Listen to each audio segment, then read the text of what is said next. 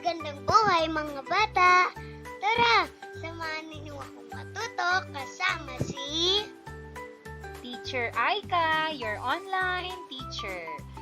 Please don't forget to subscribe, like, share, and hit the notification bell for more videos. Thank you!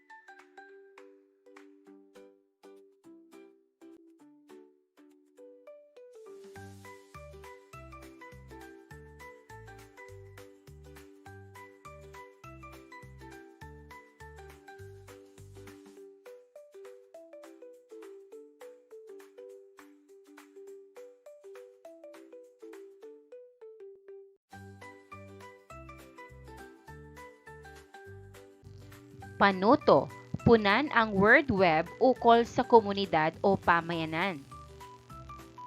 Sagutan natin, sa gitna ay ang komunidad o pamayanan. Paaralan, simbahan, pamilihan, ospital, parke, at barangay hall.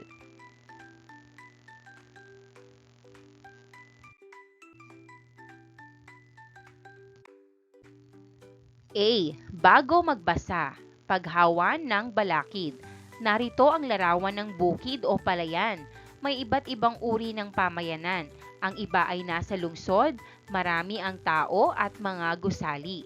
Habang ang iba naman ay nasa mga probinsya, kung saan makikita ang mga palayan at bukirin. Ang mga magsasaka ay isa sa mga mahahalagang katulong sa pamayanan. Sa mga bukid may tinatawag na pilapil.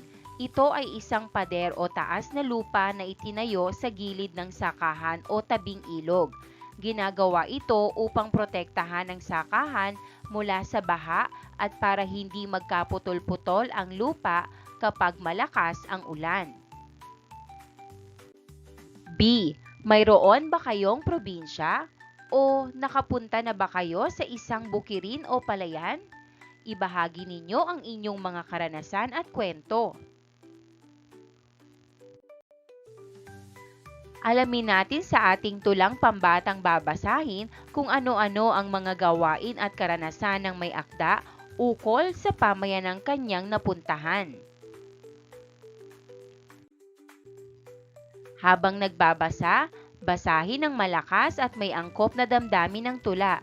Magsagawa ng choral reading kasama ang mga mag-aaral pagkatapos. Sabik na sabik sa bakasyon sa bukid. Panulat ni Nina H. de la Cruz. Maliligo sa ilog sa bato na untog. Tatakbo sa pilapil sa damo na patid. Aakyat sa puno na sagi si bunso. Aangkas sa kalabaw sa tali na kabitaw. Lulusong sa palayan, biglang titimbuwang, at saka maglilinis. Susong pilipit, imbis na suso, daliri ang napitpit. Mga hula ito ni Lola Goring. Gabi-gabi na ako'y dilat pa rin. Matakaw sa aksidente ang kulang sa tulog. Gising man ang katawan, antok ang tuktok. Bago masabik sa bakasyon, sa bukid mahimbing muna sa iiwang silid. At kapag napaaga ang hilik, sa banig unahan ang araw sa kanyang paggising.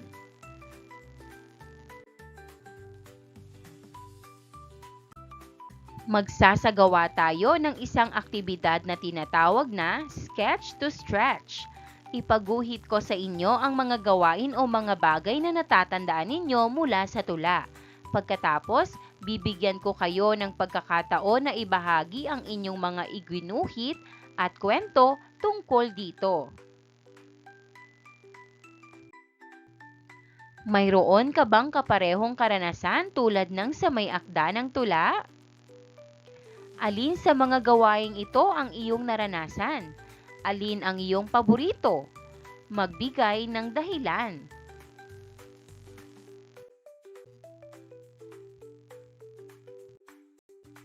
A. Salitang magkatugma. Muling basahin natin ang tula at balikan ang ibig sabihin ng salitang magkatugma. Ang mga salitang magkatugma ay yung mga tunog nila ay pareho o magkatulad sa dulo. Ngayon, itanong ko sa inyo, ano-ano ang mga salitang magkatugma na nakita ninyo sa tula? Ituro natin ito. Narito ang mga halimbawang sagot.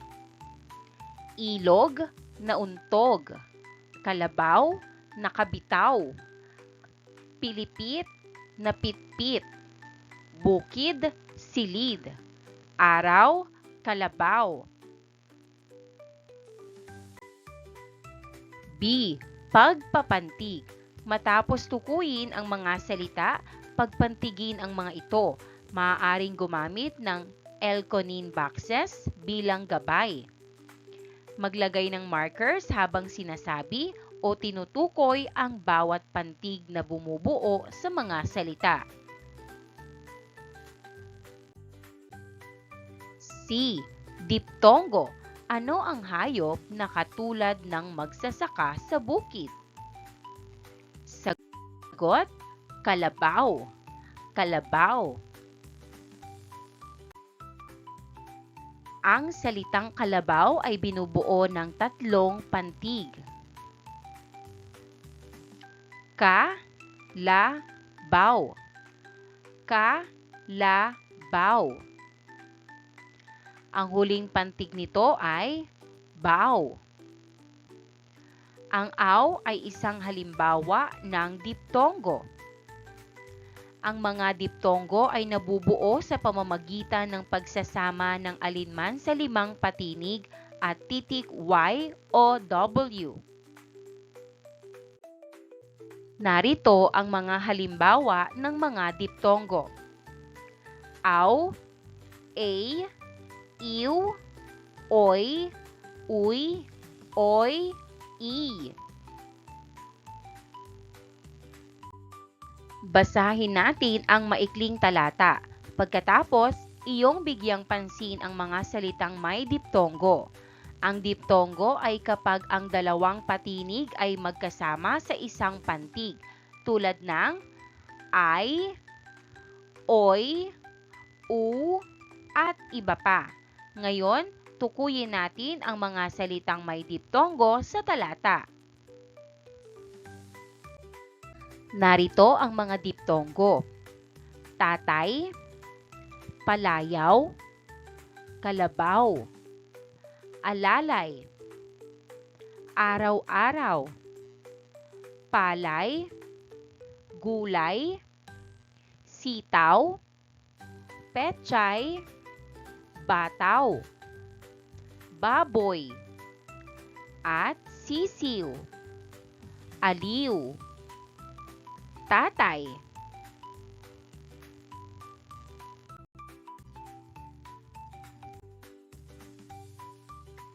Ang pamayanan ay grupo ng mga taong magkakapareho at nakatira sa isang lugar. May iba't ibang uri ng pamayanan. Halimbawa, ang mga komunidad sa bukirin o sakahan sa probinsya. Ang mga magsasaka ay importante sa pamayanan dahil sila ang tumutulong sa mga gawain sa lugar.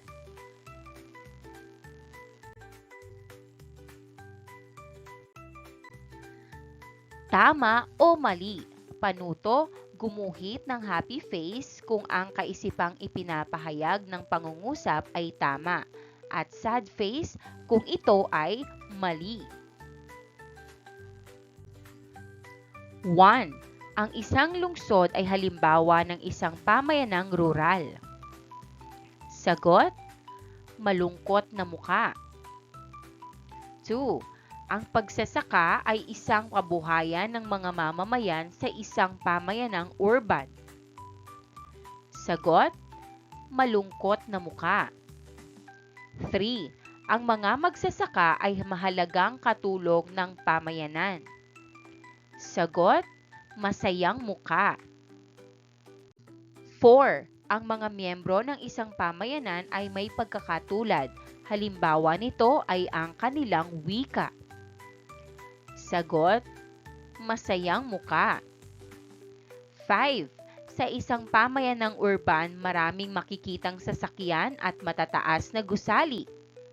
Sagot, masayang muka.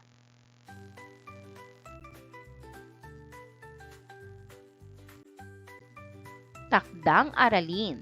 Magdala o gumuhit ng mga larawan ng mga bagay, pook, gawain at mga hayop na makikita sa inyong pamayanan. Ibahagi ito sa klase bukas. Maraming salamat sa panonood. Huwag kalimutang i-like at mag-subscribe para sa higit pang educational content. I-click ang bell icon para ma-update ka sa ating mga bagong video. Salamat!